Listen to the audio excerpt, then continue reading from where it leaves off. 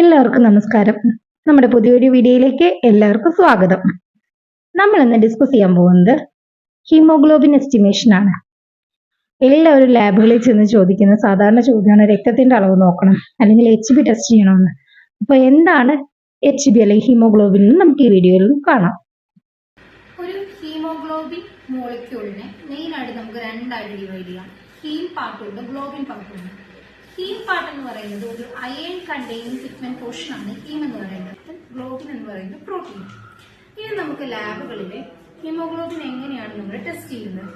അത് മെയിനായിട്ട് നാല് മെത്തേഡാണുള്ളത്.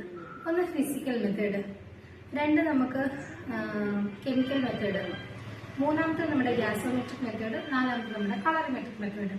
നമ്മൾ ഇന്ന് ലാബുകളിൽ കോമൺ ആയിട്ട് യൂസ് ചെയ്യുന്നത് കളറിമെട്രിക് മെത്തേഡാണ് വരുന്നത്. ഈ കളറിമെട്രിക് മെത്തേഡ് എന്ന് പറയുന്നത് വിഷ്വൽ കളറിമെട്രിക് ഉണ്ട്, ഫോട്ടോ ഇലക്ട്രിക് കളറിമെട്രിക് ഉണ്ട്. വിഷ്വൽ കളറിമെട്രിക് നമ്മൾ ഇപ്പോൾ കോമൺ ആയിട്ട് നമ്മൾ യൂസ് ചെയ്യുന്ന മെത്തേഡുകളല്ല, പക്ഷെ നമ്മൾ ലാബിലെ ആക്യുറേറ്റ് ആയിട്ട് റിസൾട്ട് കിട്ടാൻ വേണ്ടി യൂസ് ചെയ്യുന്നത് ഫോട്ടോ ഇലക്ട്രിക് കളറിമെട്രിക്. അതിനകത്ത് സൈമൺ ഹീമോഗ്ലോബിൻ മെത്തേഡാണ് നമ്മൾ ചൂസ് ചെയ്യുന്നത്. നമ്മൾ ഡ്രാഫ്റ്റ് റിയേജന്റ് വെച്ചിട്ട് യൂസ് ചെയ്യുന്ന മെത്തേഡാണത്. നമുക്ക് പ്രൊസീജിയറിലോട്ട് പോകാം. ഡ്രാഫ്റ്റിംഗ്സ് റിയേജന്റ് ആണ് HB എസ്റ്റിമേഷൻ യൂസ് ചെയ്യുന്ന റിയേജന്റ്. അതിന്റെ പ്രൊസീജിയർ 5 ml ഡ്രാഫ്റ്റിംഗ് റിയേജന്റിനകത്തോട്ട് 20 മൈക്രോലിറ്റർ സാമ്പിൾ ആഡ് ചെയ്യുക. അതായത് ഹോൾ ബ്ലഡ് EDTA സാമ്പിൾ ആണ് നമ്മൾ യൂസ് ചെയ്യുന്നത്. Mix well and keep for 5 to 10 minutes at room temperature. 5 minute അവിടെ ഇരിക്കുന്ന സമയത്ത് അവിടെ നടക്കുന്ന പ്രിൻസിപ്പിൾ ഒന്ന് നമുക്ക് ചെക്ക് ചെയ്യാം. ഹീമോഗ്ലോബിനകത്തുള്ള ഫെറസ് അയോൺസ് ഓക്സിഡൈസ് ചെയ്തിട്ട് പൊട്ടാസ്യം ഫെറിസൈനൈഡുമായിട്ട് റിയാക്ട് ചെയ്തിട്ട് ഫെറിക് സ്റ്റേറ്റിലോട്ട് കൺവേർട്ട് ചെയ്യും. അപ്പോഴാണ് മെത്ത് ഹീമോഗ്ലോബിൻ ഫോം ചെയ്യുന്നത്.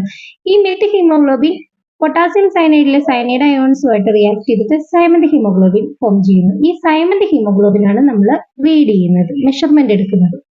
ഇപ്പൊ നമ്മൾ പ്രൊസീജിയർ കണ്ടു കഴിഞ്ഞു.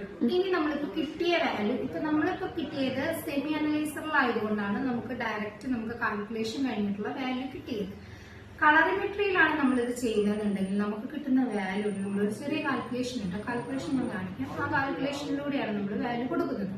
പക്ഷെ നമ്മളിപ്പോ എല്ലായിടത്തും സെമി അനലൈസറിലാണ് യൂസ് ചെയ്യുന്നത്. അപ്പോൾ ഓട്ടോമാറ്റിക്കലി കിട്ടുന്ന വാല്യൂ തന്നെ നമുക്ക് ഡയറക്റ്റ് പേഷ്യന്റിന് കൊടുക്കാൻ സാധിക്കും.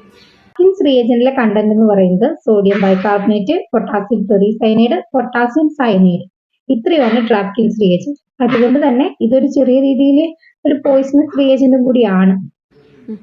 അപ്പൊ എല്ലാവർക്കും എന്താണ് ഹീമോഗ്ലോബിൻ എസ്റ്റിമേഷൻ എന്ന് മനസ്സിലായല്ലോ. അപ്പൊ ഇനി ആരും അറിയാത്തവരായിട്ടില്ലല്ലോ. അപ്പൊ ഇനി നമുക്ക് മറ്റൊരു വീഡിയോയിലോട്ട് കാണാം.